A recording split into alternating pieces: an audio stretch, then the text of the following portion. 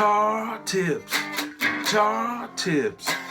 just the tips, just for you. Guitar tips,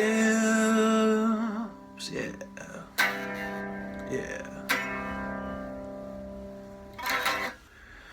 Hello and welcome to Guitar Tips. My name is Adam Levy. This is my weekly video blog series. You can tune in here every Friday. You can binge watch them. You can do whatever you like with them. They are here. They are just for you. And for other people too. Don't be selfish. So this week's guitar tip, well, first of all, this week's guitar tip is brought to you by the Martin String Company, makers of very fine guitar strings. I use their retro strings. These are not retro strings. This is not an acoustic guitar, as you may have noticed. This is a no-name guitar that I got at a swap meet for about $40 a while ago. It kind of sounds awesome plugged in. I'm not plugged in, as you can tell. This pickup, it may be the best pickup I've ever heard. But I don't use this guitar very much because, well, for one thing, there's peeling paint on it. It's probably toxic. Also, it just needs a lot of repairs, and I don't know. When it's working, it's a really bananas guitar. I'd love to fix it up and give it to Ry Cooter. I think he'd get a lot out of it. Anyway, that has nothing to do with Martin Strings. Martin Strings, thank you for sponsoring this week's guitar tip and just for making great strings, as you do. Okay, this one of the reasons I'm playing this guitar this week is that I know we get really obsessive, or many of us do, about gear, about cool guitars, cool pickups, cool pedals, strings, cables, picks, whatever. And I do too. Believe me, I've spent a fair bit of time on the Telecaster discussion page reissue, TDPRI, and other message boards, and Reverb.com, and eBay, and all kinds of other websites. And I go down some rabbit holes myself. But the thing that I want to talk about for this week's guitar tip, is what the music business is really about.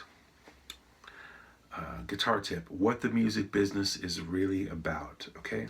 So some of you might say, well, it's the music business, so it's about music. And that's true. You are not wrong. And some of you might say, well, it's about business. It's the music business. It's like any other business. It's about business. You are not wrong. Sometimes nobody's wrong. I learned that recently. Joe Walsh said that at a little talk he gave, and I've been thinking about that. Sometimes nobody's wrong. And okay, so, but there's a third answer to what the music business is really about that I think is maybe less obvious. It's only less obvious because it's not spoken. When you say music business, you're talking about music and you're talking about business. What's the unspoken part of the music business? What's the music business's middle name? It is relationships, okay? Relationships. And by that, I don't mean, intimate relationships. I'm not talking about who you go home with at night. I'm talking about relationships with people.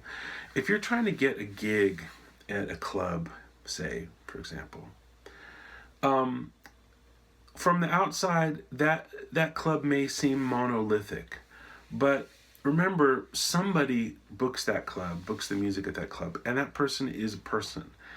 They have a name, they have a life, they have hopes and dreams, and they have a phone number, and they have an email address, and or maybe if they actually work at the bar, you could just go in and talk to them.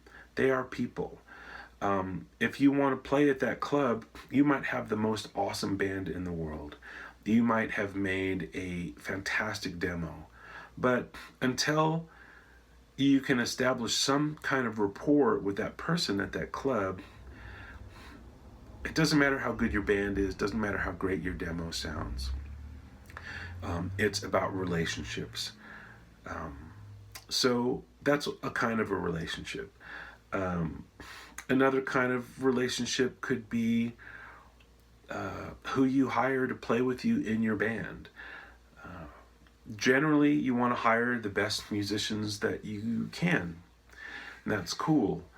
That helps make your band sound good. But remember that people in a band are people you're going to spend a lot of time with. Perhaps rehearsing, perhaps touring, which means being in a van on the road or on a bus if you're lucky, for long stretches of time. The hour of music that you play at night on stage is just a tiny little thing compared to all the other hours of music that other hours of time you're gonna spend together. So keeping those relationships good is important. So first of all, try and pick people that you already get along with. And second of all, really keep those relationships in order. I think, the list of bands that have broken up over the years due to personal differences,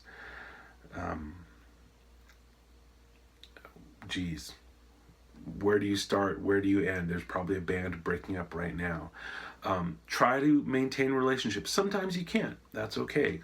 I mean, it's not okay, but it's how it is. It's life. That's how life is. But every part of music business that I can think of, it really comes down to relationships. So, of course, practice your guitar and learn about how business works, but also work on your personal skills. There's plenty of musicians out there working more than you are, I bet. I don't want to pick on you personally, but however much you're working, I can almost guarantee there's somebody else out there who plays guitar who's working more than you, not because they can do more on the guitar, but just because they're better at relationships. They're better at starting relationships and building relationships and maintaining relationships. And so that's this week's tip. I could go on and on. As you know, sometimes I do go on and on, but I'm going to keep this tip short and to the point.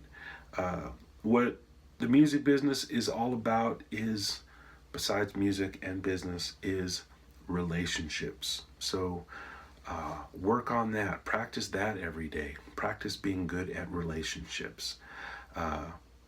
That's it. I'm Adam Levy. This is Guitar Tips. If you're not already a subscriber, just hit that red button. It's easy to do, and I hope that you will. Thank you to Martin Strings. I have a great relationship with Martin Strings.